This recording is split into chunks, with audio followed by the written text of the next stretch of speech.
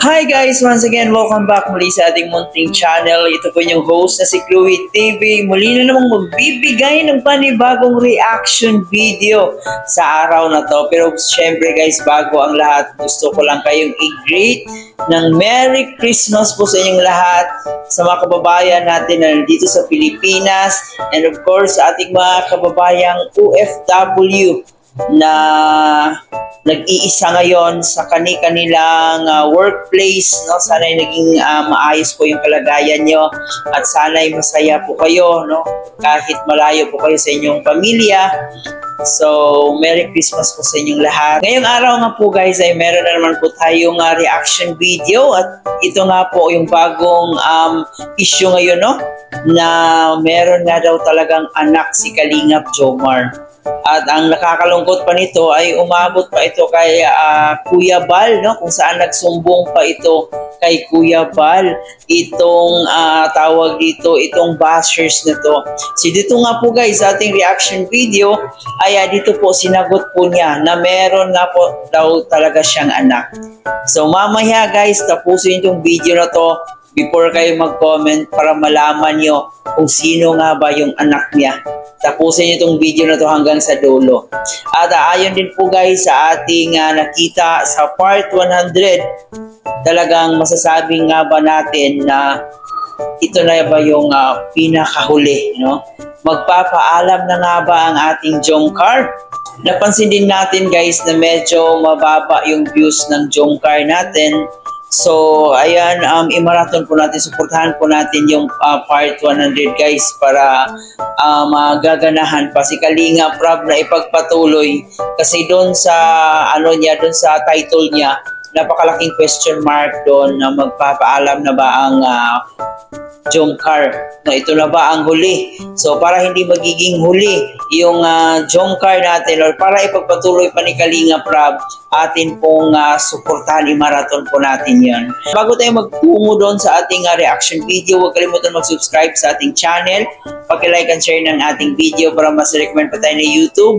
At higit sa lahat guys, paki-suportahan po ang ating ama ng Kalingap na si Kuya Bal Santos Matubang, Ate Edna Vlog and Kalingap Rab. Suportahan din po natin ang ating Keyboys, Kalingap Partners, mga charity vloggers sa Pilipinas na tumutulong sa ating mga kababayang mahihirap. Huwag nating kalimutan at syempre yung makasama nating Kalingap Reactors, lahat po ng maligit Kalingap Reactors na gumagawa po ng content sa Kalingap, atin din pong suportahan. So ngayon guys, atin na munang panoorin itong live ni Kalingap Jomar kung saan nga po ay dito sinabi niya na meron daw siyang anak at dito ay pinangalanan pa niya. Panoorin muna natin to. Issue na di matapos-tapos nagsumbong pa kay Kuya Bal. Ano pa sabi ni Kuya Bal? Baka pagtawanan lang po kayo ni Kuya Bal. Man kasi, lagi na lang. Actually, lagi na lang kasi ganyan ang issue eh. Oh, ano pang lilinawin? Matagal ko ng lilinawin. Tita Arceli Mantuano, muli po, Tita Arceli Mantuano, salamat po sa inyo pong pamasko. Grabe, thank you po sa inyo pong pamasko po. Oh, ayaw na guys, linakawin. Tagal naman na po kayo dun. Nilinaw ko na yan. May asawa at anak kada na daw, Joms. Ulit-ulit. Tagal na po yan. Ano na po bang bago? Shoutout naman sa aming solo marathoner, Maita Estipona. Ma'am Maita Estipona. Hello po sa inyo. Alam nyo guys, kung may anak man ako, di ko mayan guys, syempre sasabihin ko yan kung meron. Kasi pangit naman kung anak mo tapos, ano tawag niyan? Anong tawag dyan? Ano bang tawag dyan? Parang hindi mo anong tawag dyan? Kung itatago, alam mo yun? Para ko na lang inabando pag gano'n. O pangit guys, kung i-deny ko lang din naman. Kung may anak ko, sasabihin ko. Pangit naman guys kung itatanggi ko. O yun na nga po eh. Or ikakaila o kahit anong mga di ba guys? O yan, may anak ako si John Don si Lala. Ayun po, andun sa daet. Yun, meron po talaga. Alegra Regina, magandang hapon sa lahat. Kagabi ako nagpa-Gcash Jones para kay Norman. Send ko na lang sa second channel mo. Thank you po, Ma'am Alegra Regino. Sa Facebook po ba? Sige po, doon ko lang po tingnan po. Opo, di ko naman guys dininay. Kaya guys, sana tapusin nyo na guys yung ano, na kung may anak ako or kung kesyo ganun-ganun. Kasi wala nga po akong anak. O, pangit din naman kung i-deny ko yung anak ko. Gawa ko tapos i-deny ko lang din naman. Pwede magtatampo yung anak ko niyan, sakali. Pag lumaki yun, di ba? Pag lumaki ang anak ko, tapos sabi yun, dininay ako ni Papa, o di ba? Magagalit yan, siyempre. Wait lang, ano nga po yun?